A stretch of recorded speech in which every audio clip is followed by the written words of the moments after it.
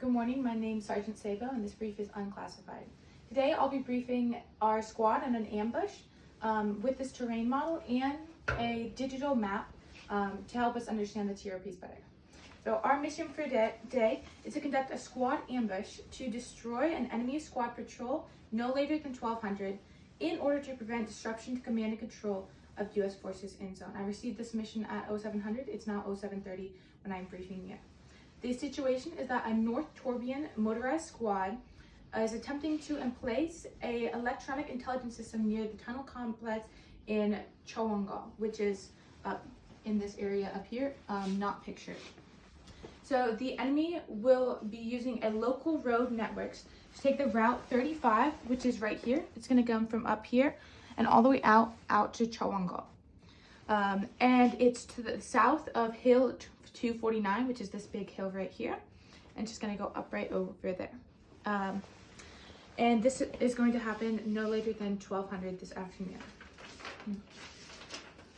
At no later than 0800, we will have conducted our rehearsals, and we will be heading from the patrol base to the ORP with our squad. Our squad has also been given a weapons team from Weapons Squad as an addition.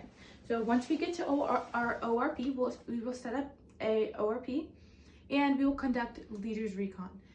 In Leaders Recon, I will be taking with me both of our security elements, which is going to have our Bravo team leader and our AT4, and then we're going to have our Alpha team leader and just a rifleman.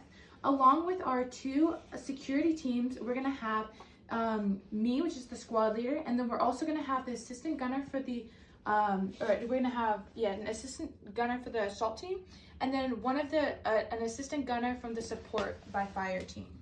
The rest of the team squad will stay back at the ORP, and we will return from Leaders Recon after emplacing no later than 0945. The reason we are emplacing our security in this manner is so that this first security team can overlook and prepare to radio to our support and assault teams when the enemy is supposed to be coming. They are supposed to be coming at 1200, but just in case, we're going to have them watching. And they also have an AT4 in case they call for backups and backups come up this road. That way we can destroy any enemy's vehicles that are trying to support or any other individuals. The other security team is just to make sure that none of the people in our ambush are going to be fleeing or any reinforcements happen to come from the other direction, even though it's unlikely at this time. All right, so the enemy is supposed to come up from the south on this road and take this Route 45 all the way up. Our positions over here, we're going to have an assault team facing here, and we're going to have a kill zone in this box right after the turn, as they're supposed to be slowed and dismounted when going through chokehold points. So the security team will radio to us, giving us a salute report.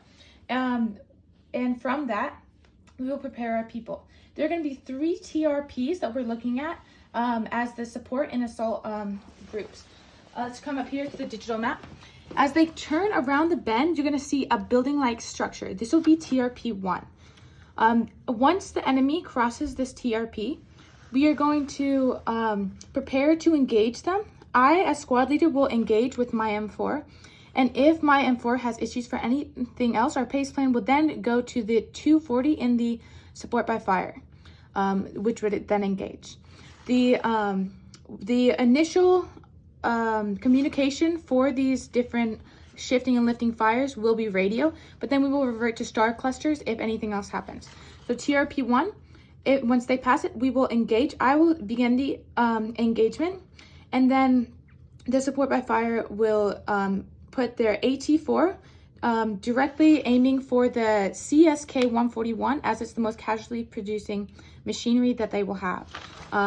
Once they get to TRP 2, which is the edge of this open area and this tree line, a support by fire will then shift their fires until they get to TRP 3, which is the edge of this wood line, and then they will lift fires. Once these fires are lifted, our assault group, which is right here, will then bound through and assault through the kill zone. We also have 3 claymores, and the first claymore will go off in the initial bout. The second 2 will go off as we shift fires, or we will detonate them. As our assault team assaults through, we will also have EPW and aid and litter teams designated from our grenadier and our riflemen, as I will be conducting lace reports. Once we get to the LOA at the end of this kill zone area, at least 35 to 50 meters past. You can see it also on this digital map as about 10 meters into the wood line, just to make sure that no grenades can affect our lace reports. I will then conduct these lace reports, and we will go into a red, white, and blue return plan back to the rally point. Our first will be red, in which our assault team will pick up and trek back to the rally point.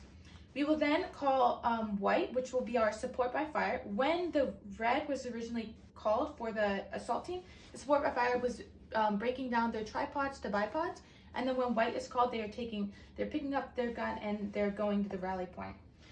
Finally, blue, the security will pick up the last to leave, just in case any other reinforcements come by or we need to know anything else, and they're going to come back to the rally point.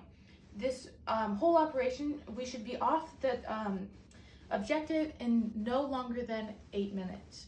Once we get to the rally point, we're going to move back to the ORP, condense, and then go back to the patrol base at the beginning where the rest of our forces are.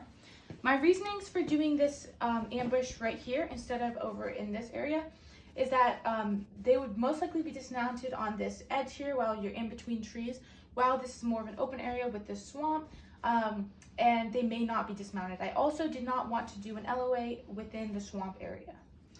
Are there any questions at this time?